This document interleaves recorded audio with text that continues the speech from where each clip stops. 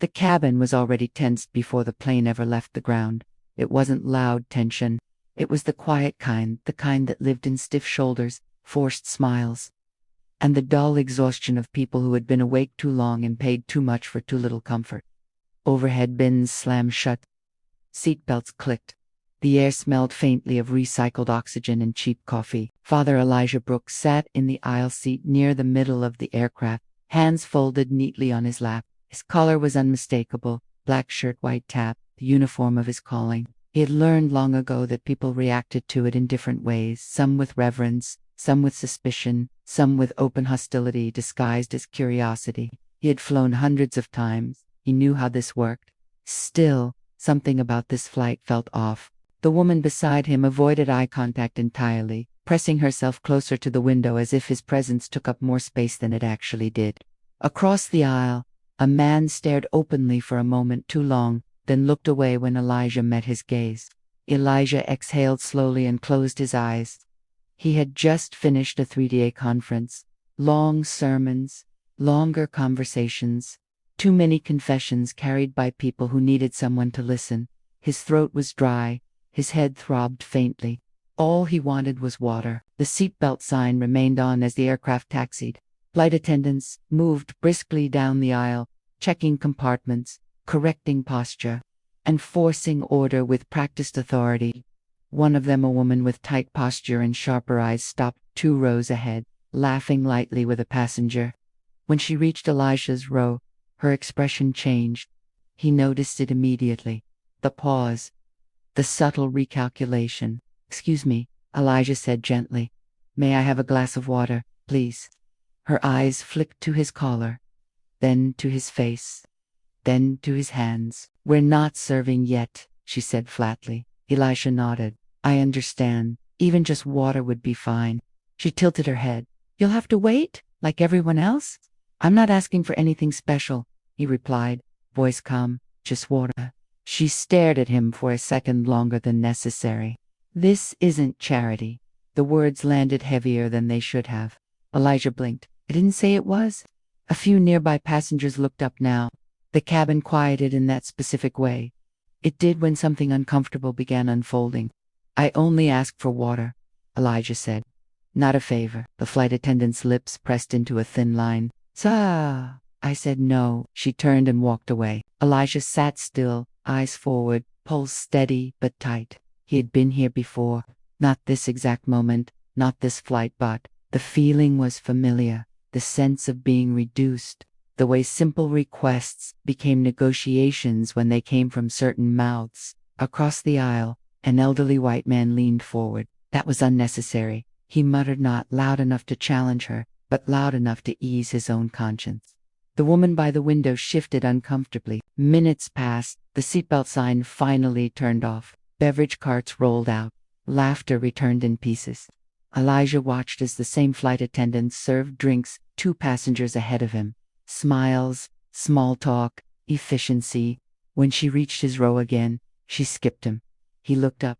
"Excuse me." She stopped, clearly irritated. "What is it now?" "I believe you missed me." "I didn't miss you," she said. "I made a decision." Passengers were openly watching now. Elijah's voice remained even.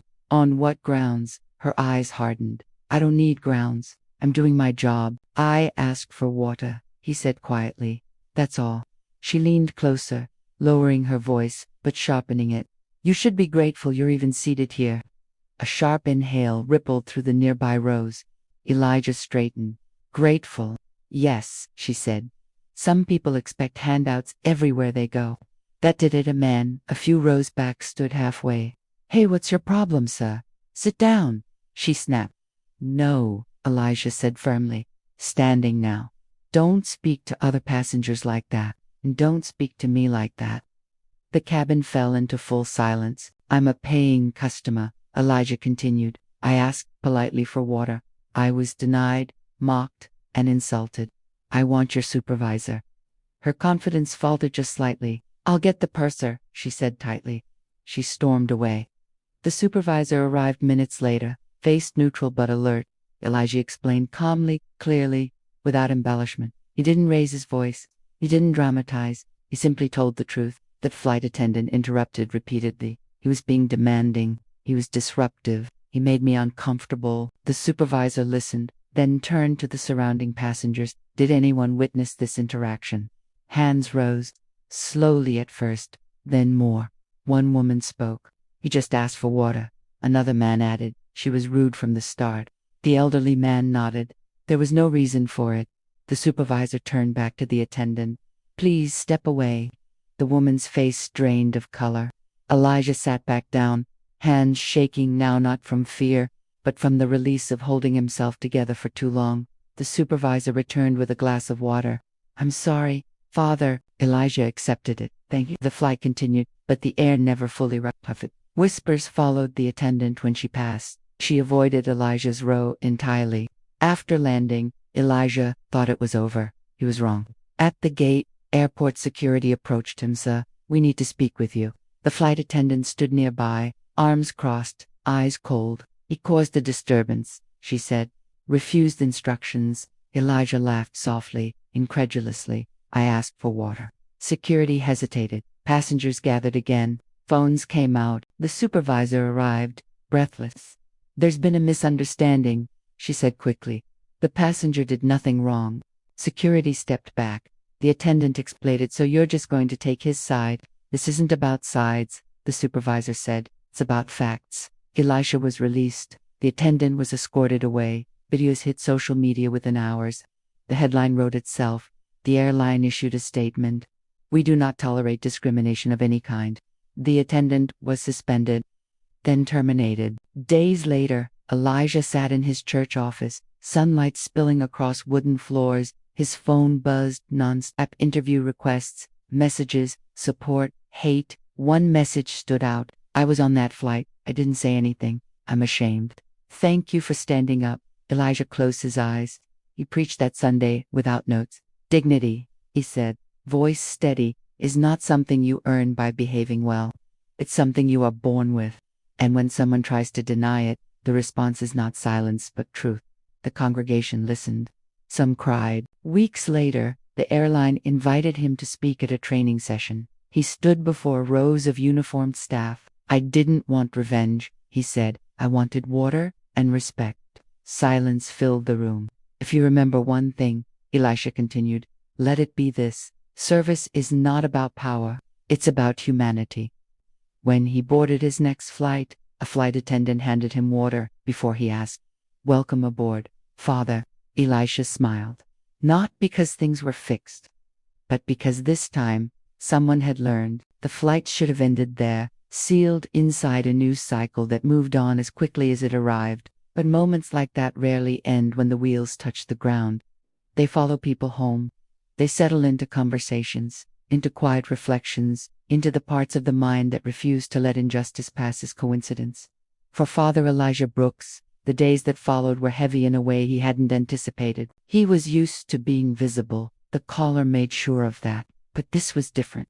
This wasn't visibility chosen in service of faith. This was exposure raw, public, dissected by strangers who knew nothing about him beyond a few seconds of video.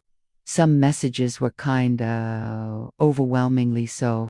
People thanked him for his composure, for his restraint, for representing dignity. He read those words carefully, unsure how he felt about them. Dignity should not require a performance. It shouldn't demand calm in the face of cruelty to be considered valid. Other messages were cruel, predictable. They questioned his motives, his tone, his right to be offended. Some accused him of playing the victim. Others mocked his faith. Elijah read fewer of those, not because they hurt too much, but because they said nothing new. What lingered with him most were the quieter moments, like the elderly woman from his congregation who took his hand after Sunday service and whispered, I'm sorry this world is still like this, or the young boy who asked him why the lady on the plane was angry if he hadn't done anything wrong. Elijah had no easy answers for either of them. One evening, Elijah sat alone in the sanctuary long after everyone else had gone home. The lights were dim, candles flickered near the altar. The silence felt sacred, but also heavy. He replayed the incident again, not with anger, but with curiosity. He wondered what would have happened if he hadn't spoken up, if he had lowered his eyes, if he had waited quietly. If he had swallowed the insult the way so many were taught to do, the flight would have landed, the attendant would have moved on, the story would never have been told, and something inside him would have broken just a little more. That realization unsettled him. A week later, he received an unexpected letter from the airline. Not the formal statement he had already seen, but a personal request. They wanted him to attend a restorative meeting. Not for cameras, not for public apology, for understanding. Elijah considered declining. He had already given enough of himself, but then he thought of the trainees, the future attendants, the people who would one day stand in narrow aisles holding small but significant power over strangers. He agreed. The training room was filled with uniformed employees sitting straighter than usual. Some looked nervous, some curious, a few defensive. Elijah recognized the expressions. He'd seen them in confessionals, in hospital rooms, in counseling sessions where truth hovered just beneath the surface. He didn't begin with the incident. Instead, he asked a question. How many of you believe you are fair? Nearly every hand went up. And how many of you believe bias always looks like hatred? Some hands lowered. Others hesitated. Bias, Elijah said calmly, often looks like confidence. Confidence that your instincts are right. Confidence that your discomfort must mean danger. Confidence that authority excuses behavior. The room was silent. He described the flight again, but this time he focused on the smallest details. The pause before the answer. The tone. The choice of words. The way Powell shifted the moment his request was denied. I wasn't humiliated by being refused water, he said. I was humiliated by being reduced. By being spoken to as though I was less deserving of courtesy. One attendant raised her hand. Her voice shook. What should we do when we feel uncomfortable? Elijah met her gaze. Ask yourself why. And ask yourself whether that discomfort belongs to the moment or to something you carried into it. That stayed with many of them.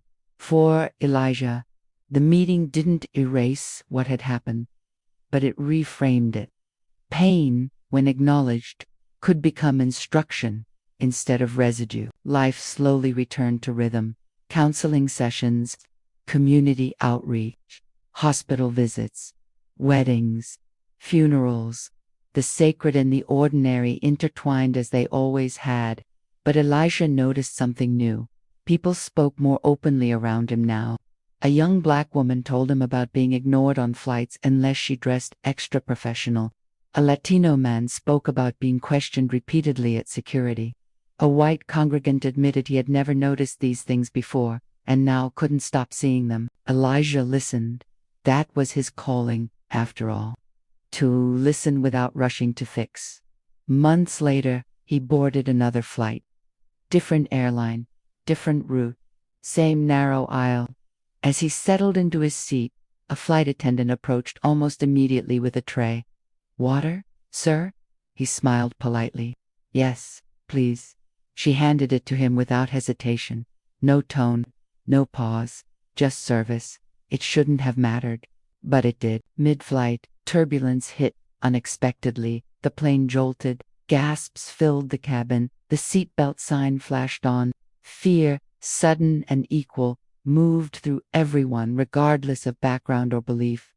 Elijah watched faces change, watched authorities soften, watched vulnerability remind everyone how fragile the illusion of control really was. In that moment, no one was a threat. No one was suspicious. Everyone was simply human. When the plane stabilized, a collective exhale followed. The attendant passed through the aisle, checking on passengers. When she reached Elisha, she paused. Are you okay, Father? He nodded. I am. She hesitated, then said softly, Thank you for what you do. He wasn't sure what she meant. Maybe she didn't either. But the sincerity was unmistakable. After landing, as passengers disembarked, a man stopped beside Elijah, younger, nervous. I saw that video months ago. He said, It stuck with me. I'm trying to speak up more now. Elijah placed a hand briefly on his shoulder. That's how change starts. Outside the terminal, the evening air was cool. Planes roared overhead, carrying countless stories across invisible borders. Elijah adjusted his coat and walked forward, not with pride, not with bitterness, but with quiet resolve. He hadn't asked for that moment on the plane. He had only asked for water. But what followed reminded him of something deeper. That dignity is tested in ordinary spaces. That faith is not only preached from pulpits, but practiced in aisles, in queues, in the way one responds when treated unfairly. And sometimes, the smallest request reveals the largest truth, not about who deserves kindness, but about who is willing to give it.